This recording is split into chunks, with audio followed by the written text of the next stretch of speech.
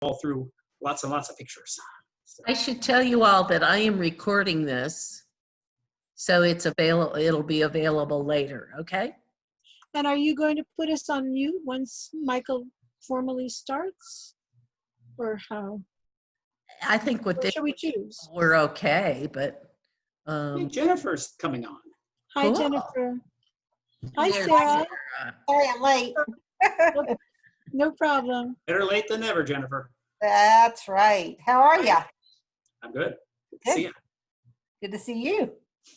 And here comes Sarah. Sarah, are you going to put on your video, or are you just going to be? Yeah, just a second. No, there we go. Yeah, back Okay. from Broadway. I had to run to Broadway this morning. So. So I guess everyone's introduced themselves. Let me just say that we are recording this, and I don't think that gives anyone any problem, does it? No. Okay. And it will be replayed. It'll be available later on. Yeah, Facebook. yeah, I'll send out a link. So Michael, do you want me to mute everyone, or what would you like? Do you have somebody who will kind of keep an eye on the little chat box in case a question comes up? That'll be me. Okay, yeah, and that way you can, if you want to mute everybody and then, you know, jump in if there's like a, you know, 3 questions that pop up all at the same time about something that I'm rambling on about, then please feel free to. Thanks, Barbara. I have a feeling the little introduction I rehearsed is not going to be needed with this crowd, but I have a feeling you all know Michael better than I do. But we're honored to have him at our virtual art and tea. I hope you brought yourself a scone and a cup of tea, or we'll have one later in honor. And did you know that Michael is a sculptor and a professor at Bridgewater College, an art professor? He's been there for 23 years. Doesn't look old enough, does he? Oh, just wait. And he's going to tell us about his journey and the kind of art he makes, or I don't know what. He's going to tell us whatever he feels like. It's going to be fabulous. Thank you all for coming. Right. Thank you. Thank you. I look forward to this. Now, it's been a number of years since I've done this talk. So, you know, of course, like many people, I'm very happy to just talk about myself. So what I'm going to first do is go ahead and share a screen and bring up my PowerPoint and just talk over it. And so again, Barbara, just reach up, you know, speak out if you've got questions that are popping up on the chat and things. So let me try this share the screen thing. Okay, Barbara, you'll have to undisable the screen share.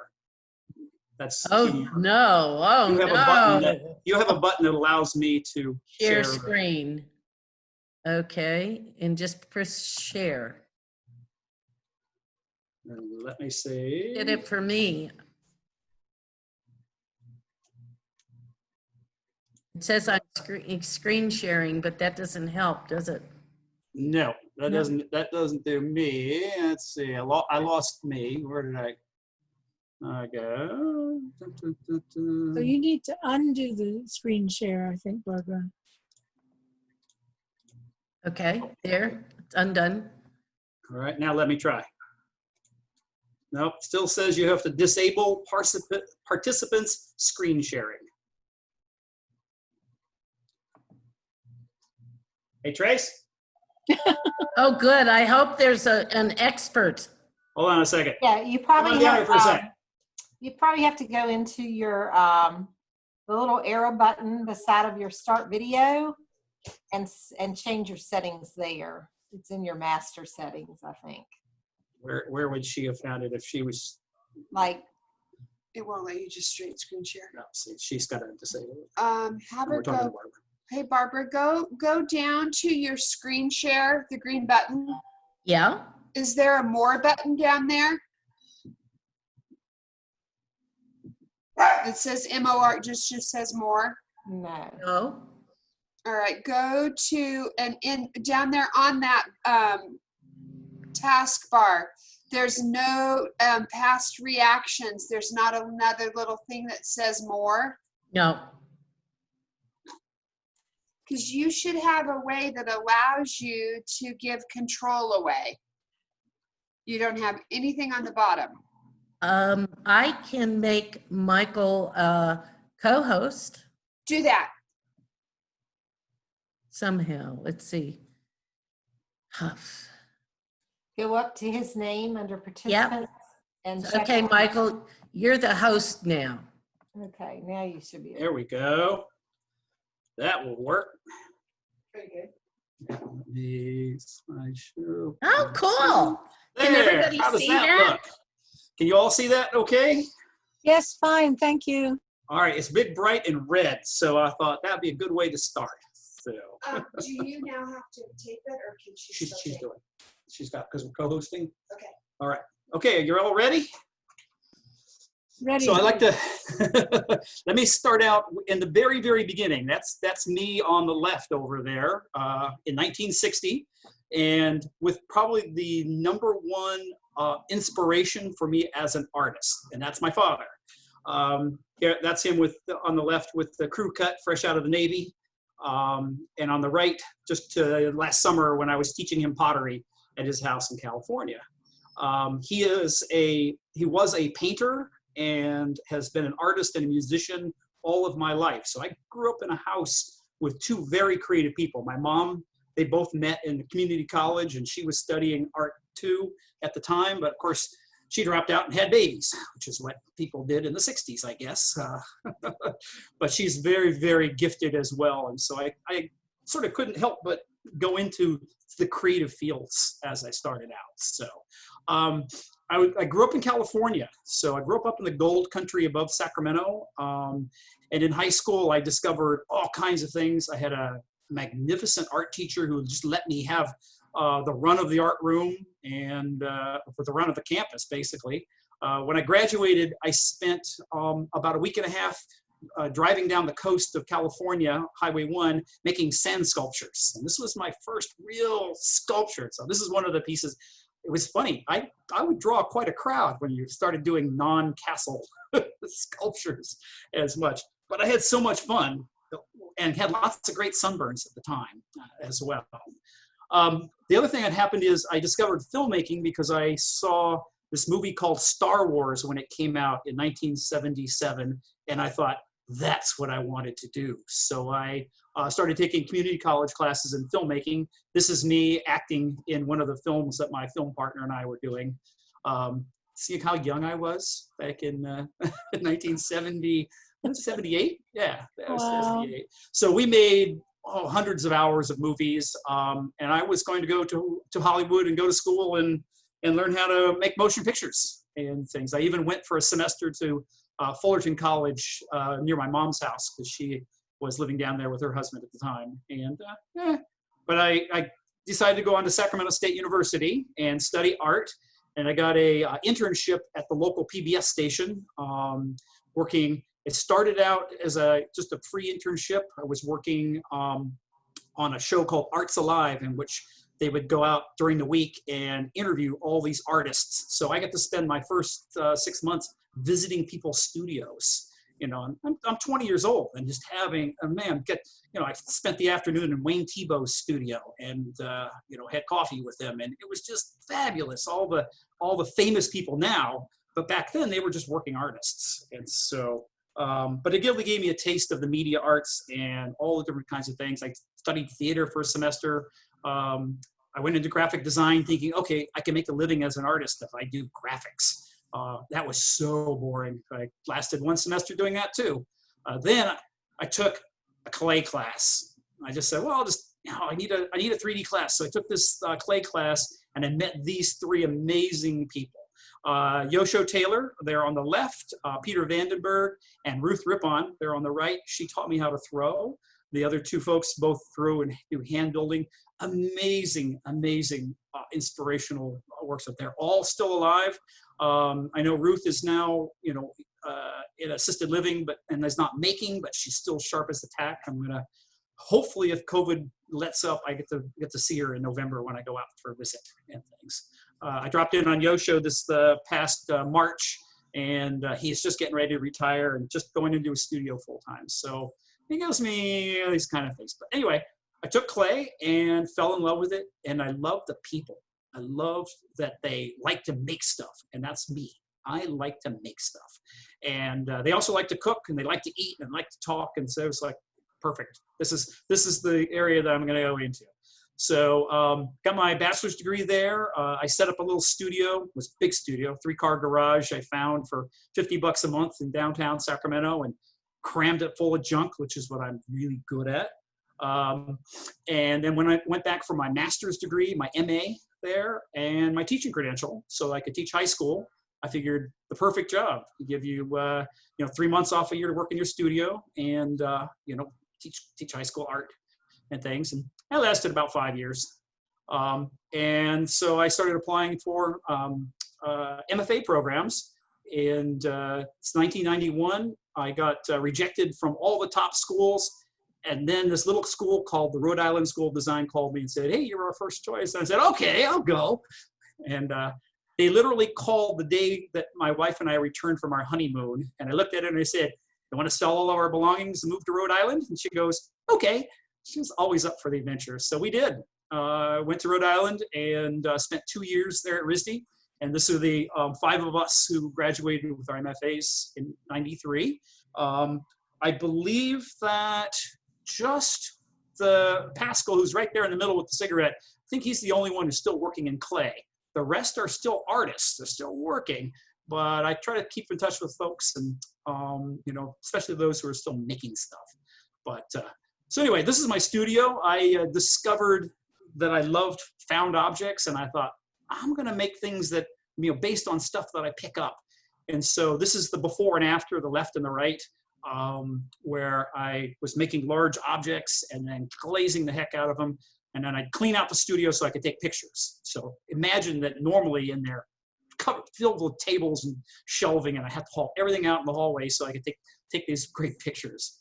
But here on the left, you can see what my studio looked like in these. It was a big industrial building, big mill that the ceramics department is in, and it had these floor-to-ceiling windows, and I filled them full of found objects. And I go walking along the coast. Remember, Providence or Rhode Island is a tiny state, 53 miles from corner to corner, but it has 183 miles of coastline.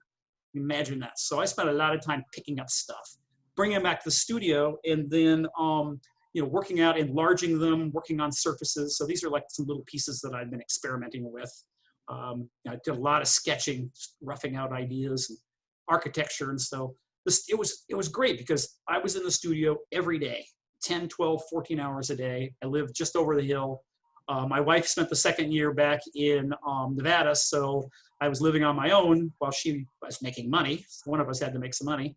And we did talk about that. We would never do that again. That was one big mistake after only being married a year.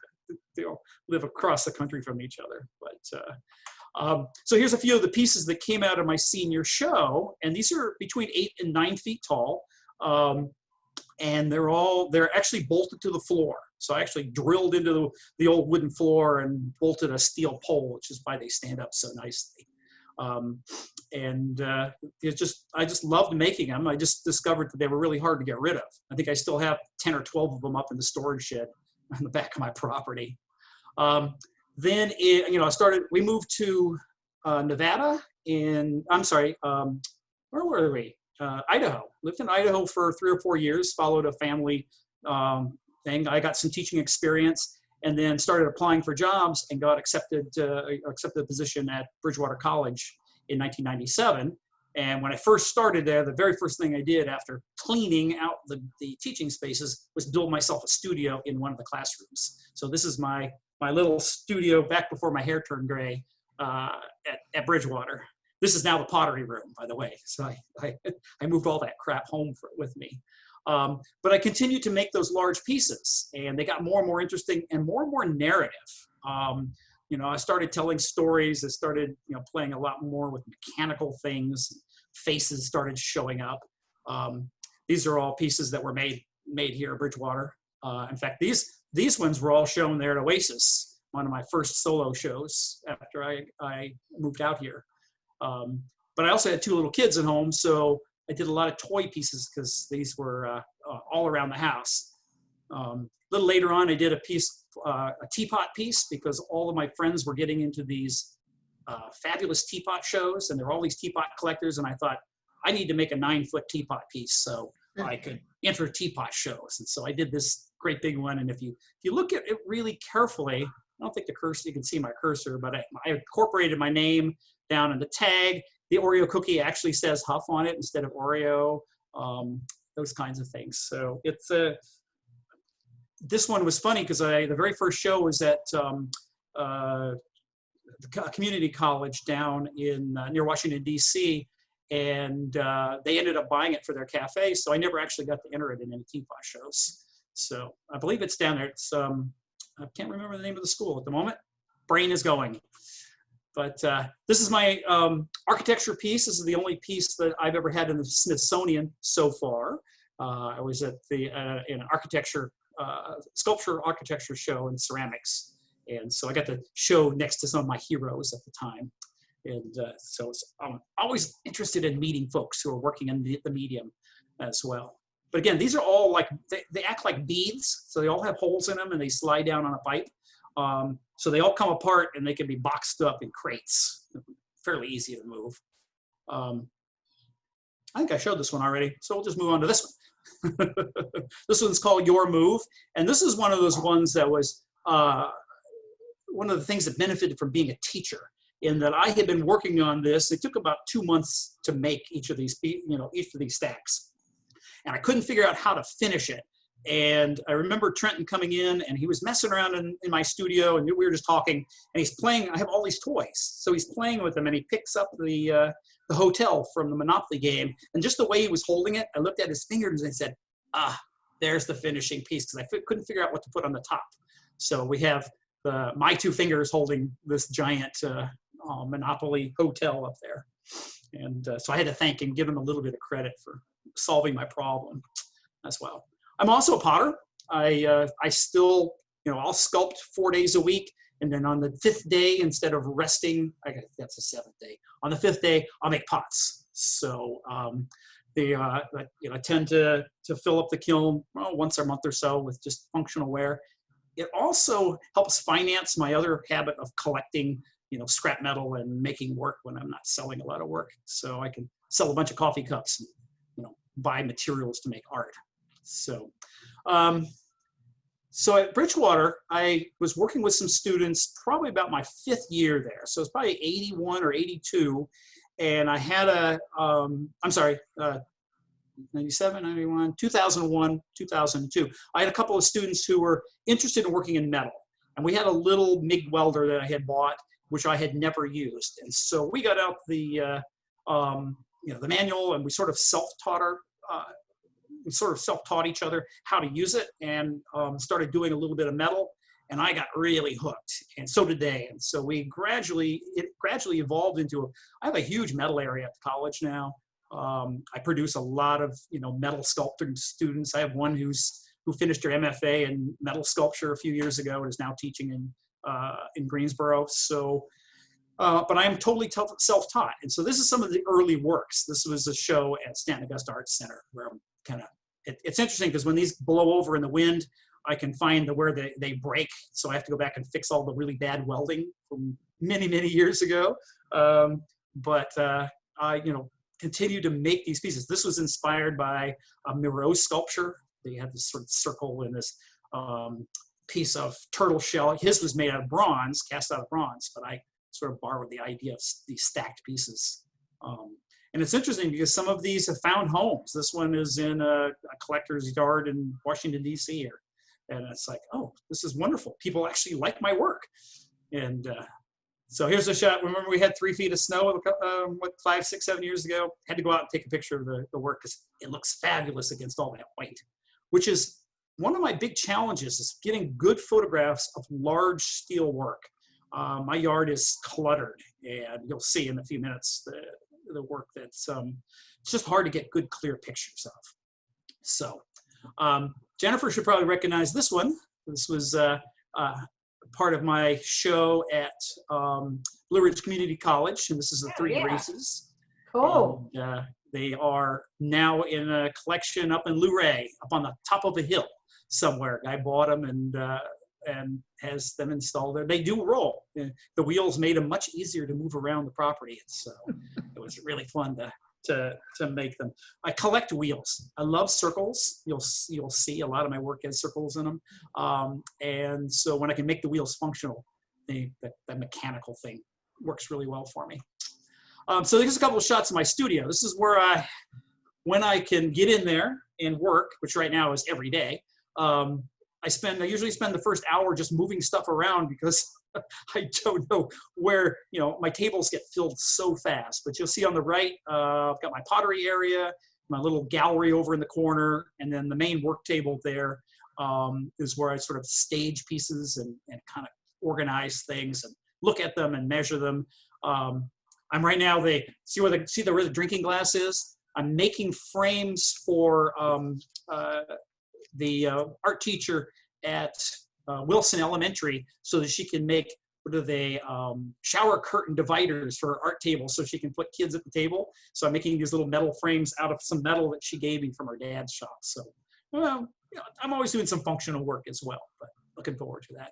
So, and then outside my studio, the guys who built my studio came over and I had them build this covered area so that I could weld outside, which is great in the mornings, but horrible in the afternoons. And I'm very organized now, by the way. You'll see I built racks and boxes and all sorts of things.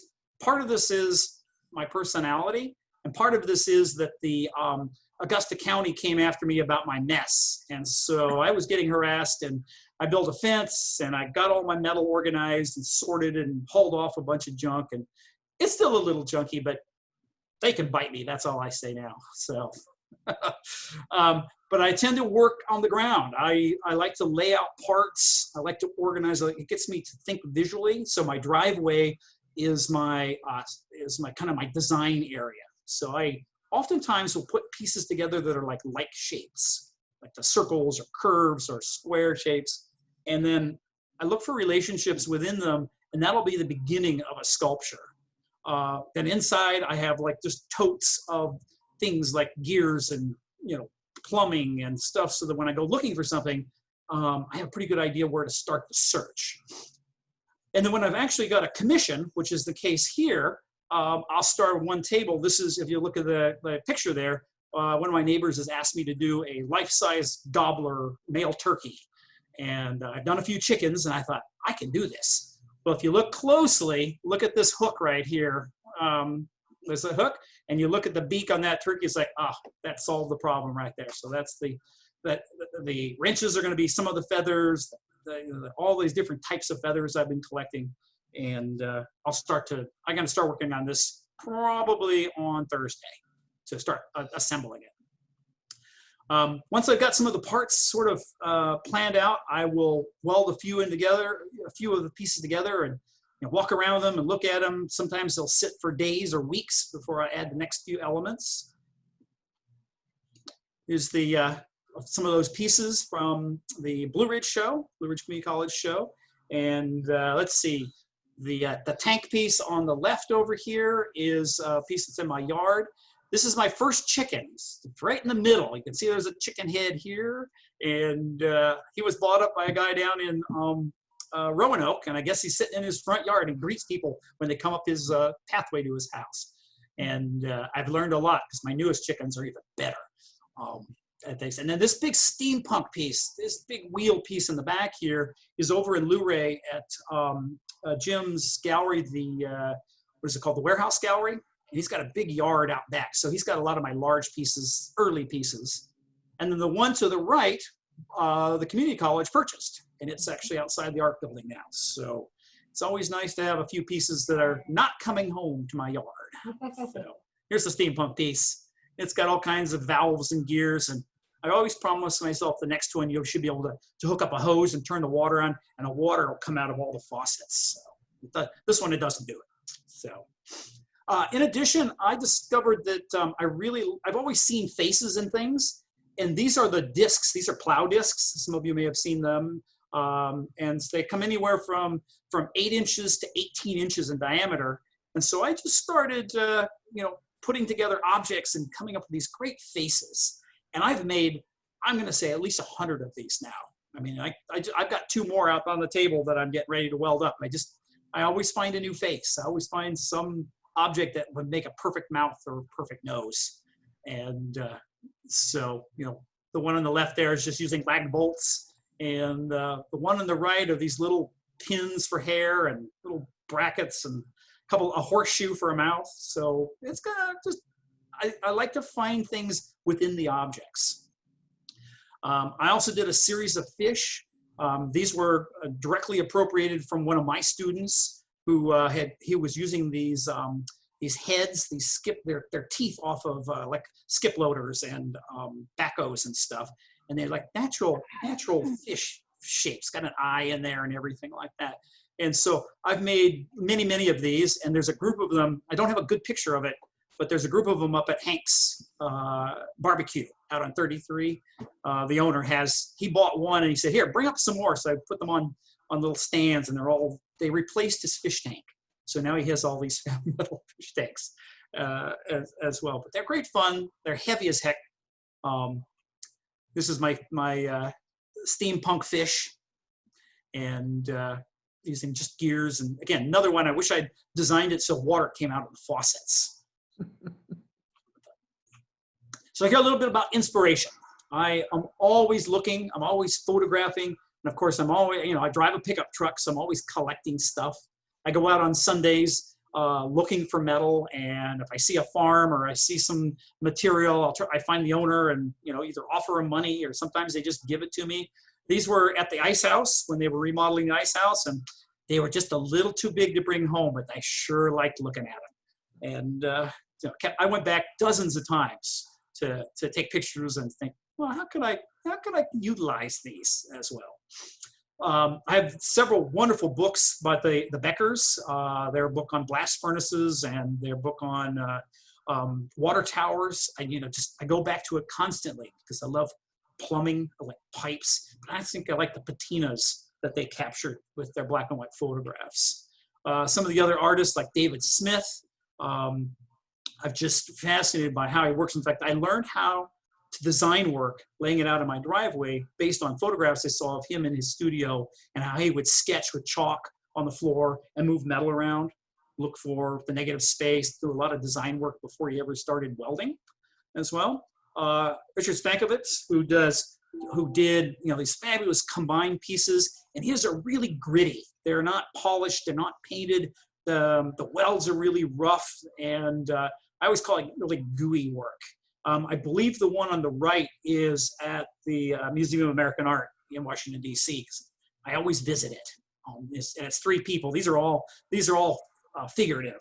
If you look carefully, you can see their legs and stuff. And in Fletcher Benton, more of a formalist, you know, he does these things with squares and circles and cubes and spheres and things that I love his playfulness and his balance. And so I'm always, you know, looking at the books that I've collected and the work online. And I don't spend a lot of time online looking at work. I like books. So that's some of my influences. So here's this is called Siphon. And this is where the objects inspired the piece. I'd had this big stainless steel tank that's up on top sitting around. And then I came into this big cone, stainless steel cone, and they both were sitting there. And I looked at them for about a year. And I thought, I just need to make a mystery machine to hold them up together. And then so the nice thing is that unscrews. I can take the two big stainless steel apart and move them a lot easier. So I think this is over in Luray also. I like the shininess of it. I like repetition. So this is a piece called Dance, and it was a real simple form. And there was like 6 pieces of metal, but I had these 4 circles with squares cut out of them that I'd found at the scrapyard, and I thought, I'm just going to use this in repeated form and let them kind of be the tutu on my dancer. And so you can kind of see, I see stuff, everybody else look at it and they probably didn't see that, but I immediately saw a figure when I started working on it. I was doing these linear stacked pieces, thinking back to my clay pieces, how I was stacking things up on a rod. I did a lot of these real thin, they were almost like line drawings, just objects that I'd found that I thought looked interesting. And then more recently, I've been spending a lot more time fabricating. So I like found objects, but I find myself cutting things apart now more, really trying to work so that there's more of a purpose behind how I assemble them. So this one here, I found this wonderful cast iron base and then started building these, as I call roots. And it's wonderful because it actually turns. There's a little brass fitting right here in the middle and things, so you can rotate it, and it's in the yard, so you can change its angle. It looks different each time you do. So, and these are my two newest chickens, much fluffier than the first one I ever did, my horseshoe chicken. And I love doing these because I have 15 chickens now. They keep me very busy.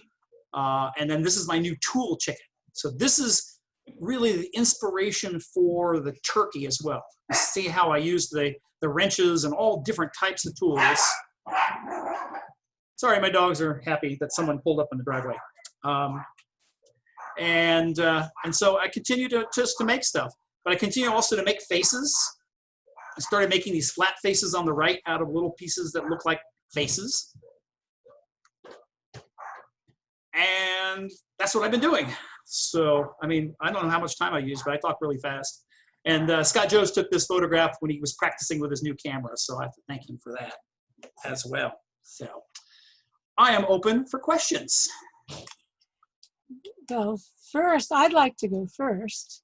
I absolutely loved the way you've presented that, and it's everything I've ever hoped we could have for Art and Tea.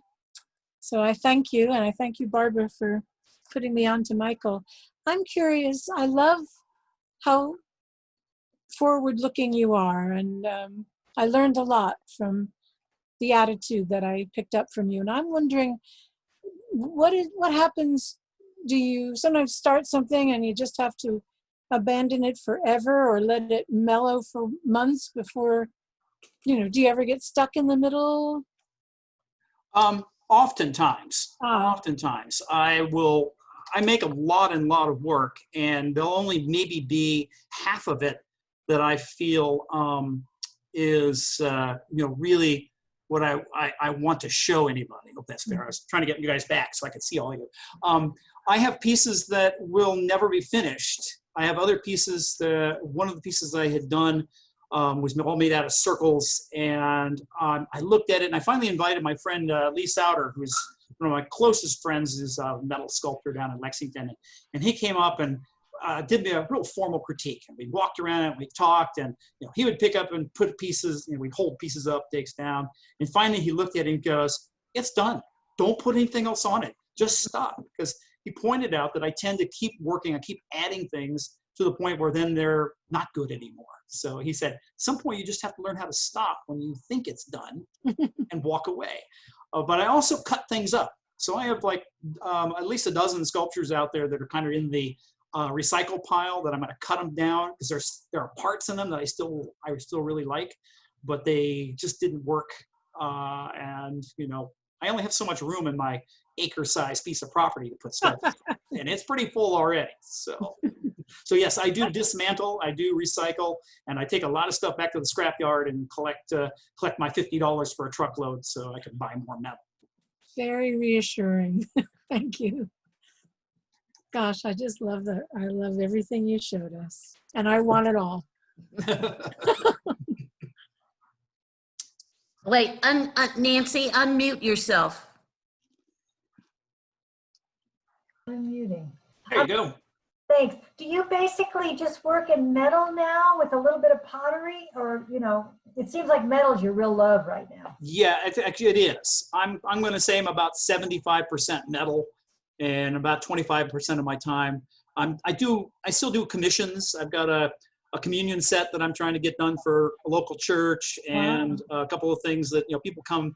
I actually, how do I put this politely? I ended up specializing in urns. I have made at least a dozen urns, and they're fabulous. And the toughest ones are when it's somebody I know. I've had families come to me with somebody I know, and you know, I'm not sure if any of you knew Kathy Pig. She was Yeah.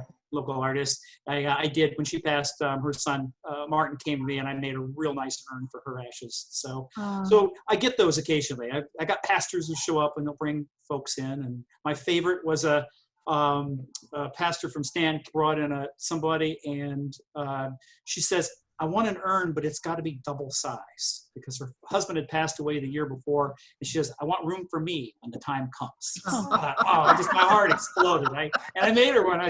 She just loves it. So, so yeah, I still love playing in clay, but it's not. I don't do clay sculpture anymore. It's just too much work, and there's just not a big demand for it. What about teaching? Do you teach all kinds of classes? I do.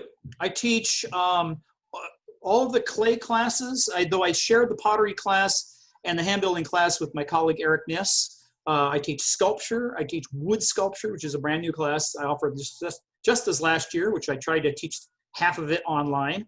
I teach metal sculpture every other year. I teach design, and currently I'm teaching several sections of drawing, intro to drawing again, which I hadn't done for about 15 years, but it's really nice to be back in the drawing studio, and it makes me draw a lot more, because I can easily just work off the top of my head. So yeah, so I teach lots of different things. Well, thank you. This has really been very interesting. Wonderful. My own pieces, I feel like I'm, collecting an artist that's going through grand and glorious things. Yeah. Nancy, next time you're gonna have to come for one of the big ones, because we got. I know. I got those little faces, for heaven's sake. Well, if this damn virus ever goes away or makes it possible for us to go anywhere, I know I'd love to come and see your studio. Well, I've been having folks come by the studio occasionally, and we just social distance and wear masks, and it's really easy to, because my studio doors are open and it's very airy, so it's easy to interact without interacting. And so I'm always willing to say, hey, anybody wants to come by and see what I'm working on, or just have a chat, sit out under the tree and talk art. I can't not do that and things. I just think I can do it. I think that we as artists can do it very safely. Just know better. Well, we'll make a date of it next time you come up, Nance. Yes, can we have a field trip? Yeah, just give me plenty of notice, so that if I know it's happening, I'll be here. But next week we're actually going to do the family vacation. Ooh. Where can you possibly go? Ferry Stone State Park has cabins, and they're being very careful. They're cleaning and doing all that kind of stuff. But they're far enough away from other cabins, and the beach is divided into quadrants, I guess. So we're going to go and get out of the house for a few days. That's great. Is your whole family artistic? You mentioned the picture by. Yes, my wife actually studied art history, so she's not much of an artist herself. She was studying art history, but my daughter is truly gifted. She can draw anything she looks at, paints anything, just extraordinary. In fact, she was working with Aaron Murray for a while, and Aaron's like, wow, you need to keep going. My son graduated from Bridgewater with a double major in art and physics. And he's an electrical engineer, but he builds these fabulous machines, and he can figure out anything. He and I had a father-son show up at Eastern Mennonite University last year that was really fun to do a show with him. So combination of furniture and private sculptures and stuff. So Wow. Fantastic. Okay. And my dad continues to work in the studio whenever he can. It's the work sessions. He's turning 85 in November, but gives me hope that I'll continue to work for as long as I can. What a heritage. But he had to give up painting about 6-7 years ago, because the eyesight just got to the point where he couldn't see what he was doing.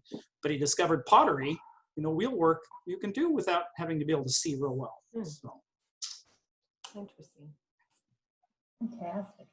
Wonderful. Thank you, Michael. Welcome. Anybody else? Questions? I wondered if you you don't have to answer if it's not politically correct. I wonder if you experience much tension between your teaching life and your making life, and your personal art. It's not. I don't think it's tension. I think it's exhaustion. Yeah. I still love classroom time. I love interacting with the students, but I've also gotten really good at not working really hard at all the other stuff, like the report writing and the meetings. People have discovered that I'm not reliable when it comes to committee work, and so I don't get put on power committees anymore on purpose. Very So clever. well, when I discovered it, and it was about 4 years ago, I realized that teaching is not my life, that the studio is my life. The teaching part with the students is the most important thing, but all that other stuff, I'm not ambitious. You know, I don't want to be, you know, the division chair, or I don't need any of that. I just want to go in, do a really good job in the classroom, and then go home and go to my studio and have something left for the studio. So it's a balance, and I've learned to accept that. I turned 60 this year, so it's you know, I can be a curmudgeon. I was given permission, right? Wonderful. Yeah, I just wanted to say I really like your tall standing sculptures, and especially with a couple of pictures, I really like the way as the sun moves that the shadows create a whole different thing, you know, in the yard around it. That you know, I like the play of how nature interacts with them once you put them outside. Mm-hmm. Yeah, my show that I had a real fabulous show 2 summers ago at Stanton Augusta Arts Center, and Thea, who did I did the installation because she asked, you know, I asked if I could, and she looked at the work and said okay, but she came in and lit the show, and she generated these shadows and these layers of shadows that were fabulous, and I think it enhanced the show with good lighting indoors, but then they change so much when they go outdoors. So. Right. And at the same time, I felt like a feature of the stacked tall things is a very interesting, playful examination, you might say, of gravity and weightedness. And I love the way it plays with against expectations of what should be where. Well, part of that started with the clay because we're so used to in ceramics, you know, clay was intimate. It was small, sat on a table and things like that.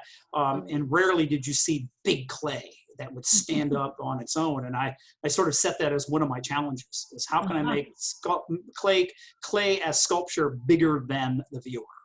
And so I looked at all the different solutions. I used to make them all as one piece. I'd build for I do 16, 17 hours in the studio, build these great big pieces. I'd come back the next day and they'd all fallen over under their own weight because the weight of the water just crushed them. So that's when I switched into I had a guest artist visiting me, and he goes, well, why don't you just put a piece of metal inside or something? Like the light bulb went off. Wow.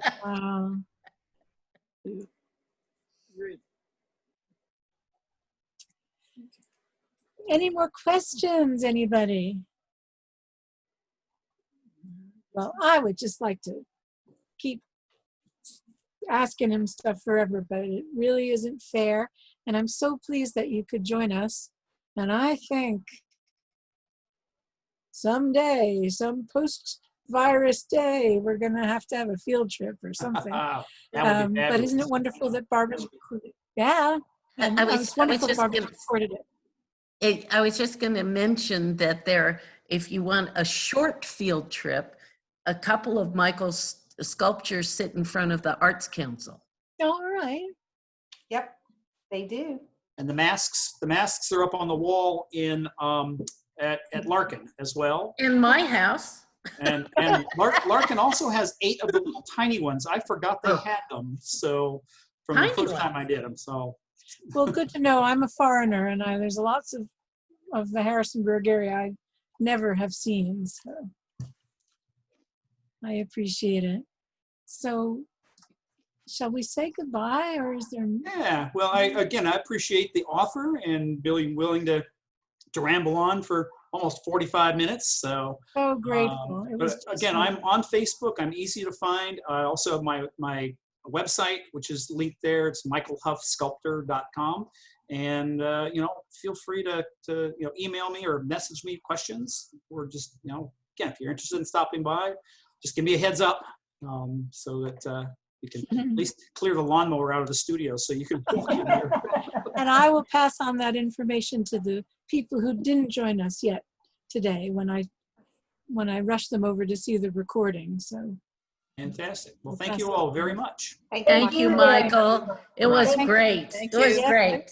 Thank you. And you all stay safe now, all right? You too. Thank you. Enjoy your vacation. All right, thank you. Bye-bye.